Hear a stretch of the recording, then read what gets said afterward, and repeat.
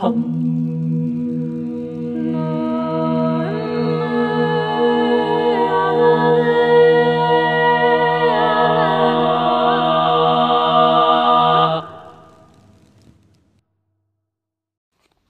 tout le monde.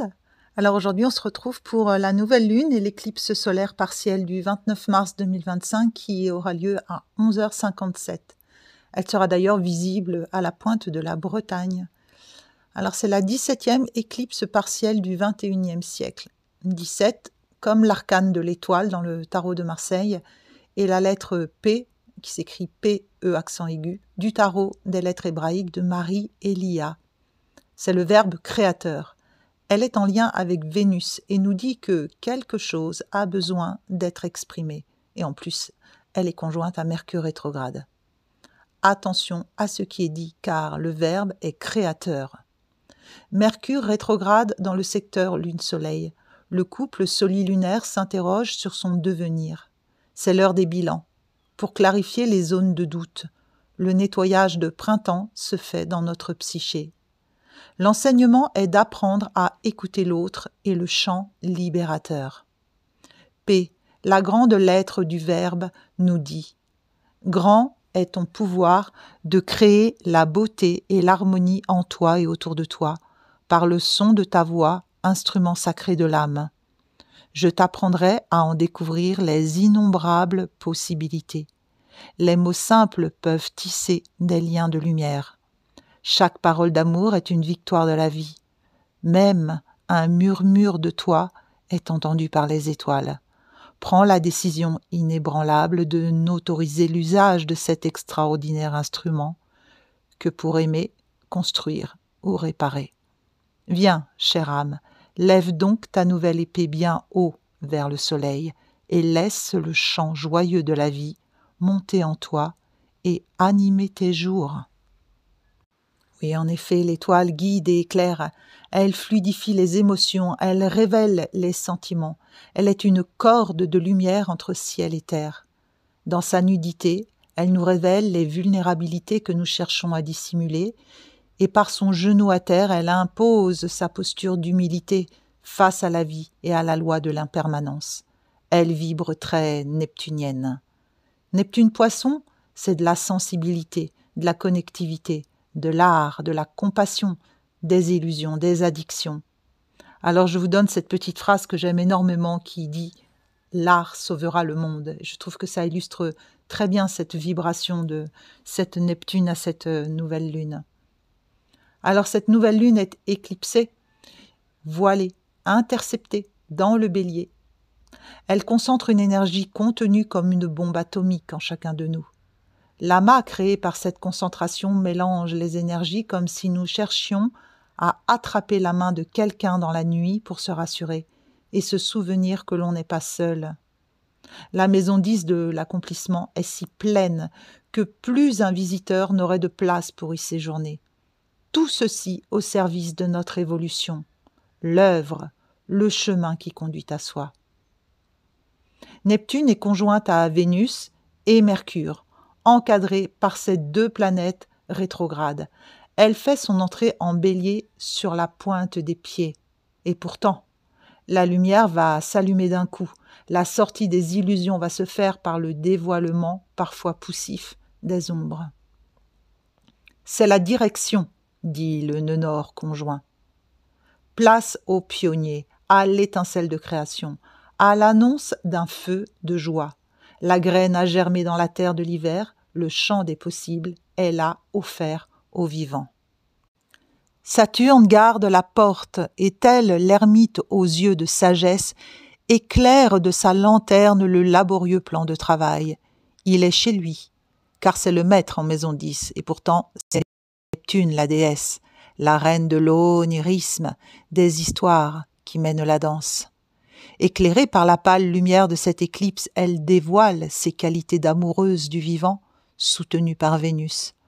L'octave supérieure de la belle planète de l'amour est également dans la même pièce qu'Éris, sa propre octave.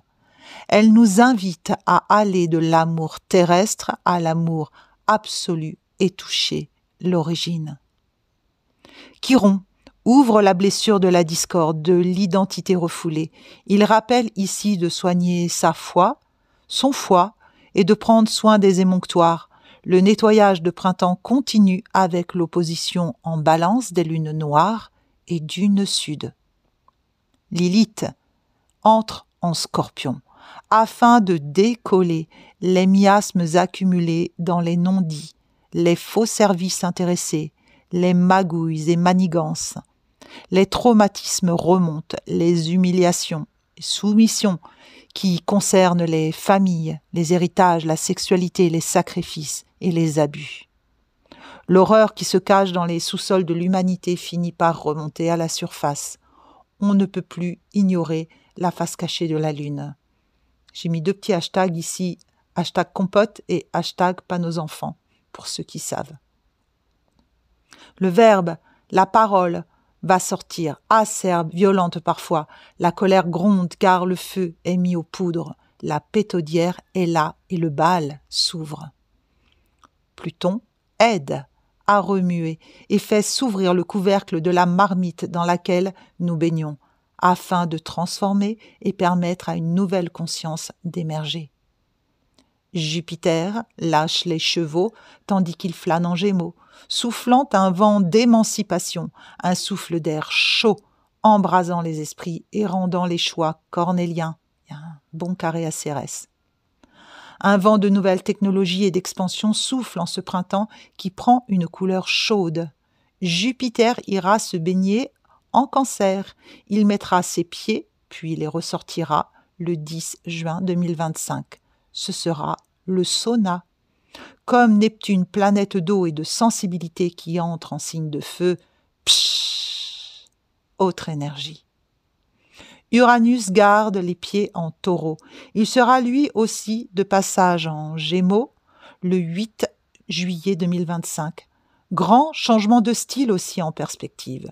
Mais nous reparlerons de tous ces changements, une chose à la fois. Les réformes de la Terre, les mouvements, ça secoue, Uranus-Taureau, quand ça bouge en dernier degré. Pour le moment, c'est Neptune, la bonne étoile, qui offre une opportunité de se voir, de dévoiler les illusions et de sortir du petit bassin pour aller nager dans les étoiles. Mystérieuse et mystique. Saturne fera son entrée en Bélier le 26 mai, rejoignant les troupes. En attendant, il recadre et demande à ce que l'on prenne clairement nos responsabilités. Mercure est rétrograde depuis le 16 mars et jusqu'au 8 avril. Il pousse fort à la vision intérieure, à l'auto-analyse. Il est conjoint avec Neptune, alors ça donne brouillard mental, les illusions, les petits vélos. Mais aussi les grands rêves, l'espoir et l'imagination sont également à leur paroxysme. Vénus est rétrograde depuis le 3 mars et sera de retour en Poisson le 28 mars, la veille de cette nouvelle lune. Elle repartira direct le 14 avril et reviendra en Bélier le 1er mai. Paf, énergie feu. Mars, dans l'ascendant, flirte avec la part de chance. Un élan s'en vient pour nous aider à agir, à passer à l'action, après sa longue période de rétrogradation passée, et la grâce qui accompagne notre volonté. Il passera en Lion le 19 avril, et là, c'est aussi du feu.